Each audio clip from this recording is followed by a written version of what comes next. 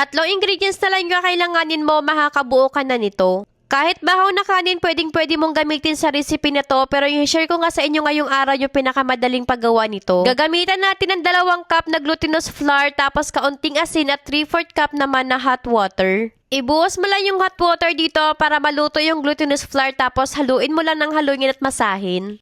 Masahin lang natin to ng mga 5 minutes hanggang sa mabuo na yung dough katulad nito. Tapos hatiin lang natin to at papagulong-gulungin naman natin yan dito. Mas maganda kung liliitan mo pa to kasi once na niluto na natin yan or pinakuluan sa tubig ay nag-double yung size niya. Pero itong ginawa ko nga ngayong araw, malalaki nga to kasi tignan mo naman yan, napakaganda niya talaga. At hindi nga ako makapaniwala na buo ko nga to dahil first time ko lang din gumawa nito. Kaya naman pagkatapos kong hiwain lahat to, nagpakulo na rin ako ng tubig at nilagay ko na dito yung mga rice cake. Malalaman mo kapag luto na to dahil lulutang yan pataas katulad nito.